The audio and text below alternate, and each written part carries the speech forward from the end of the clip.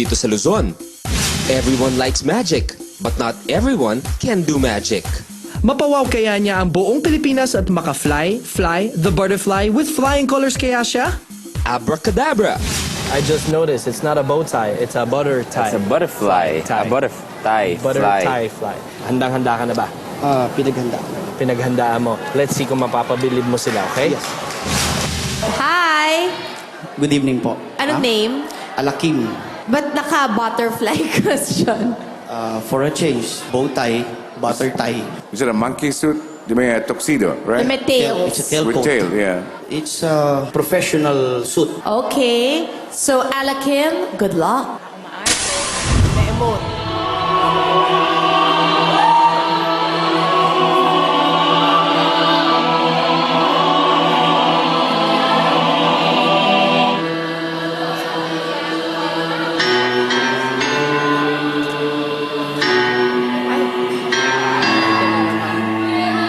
Hindi ko talaga type itong liab-liab na to. Ay! Ay, butterfly!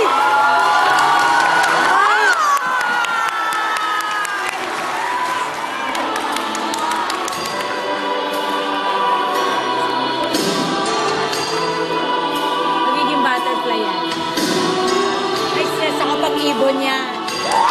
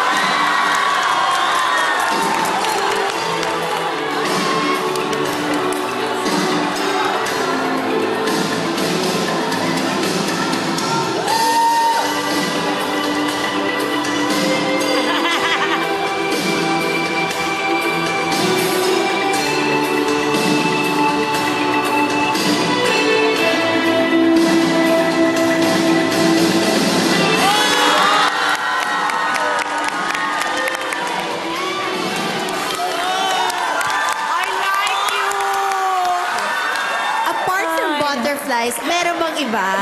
Actually, nilikha ko po itong act ko kasama ang dugo at pawis ko simula nung nag-aral ako ng magic. At may pagmamalaki ko po na nasa Pilipinas po ang Butterfly Act at ipagmamalaki sa buong mundo.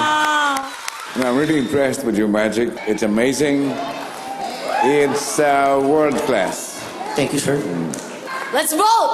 Okay. Yes! Ako, this time, I love magic. You get it? Ako, you really have it. It's a yes. Thank you. Magandang gabi po sa inyo lahat. Why butterfly? Kasi it's unique.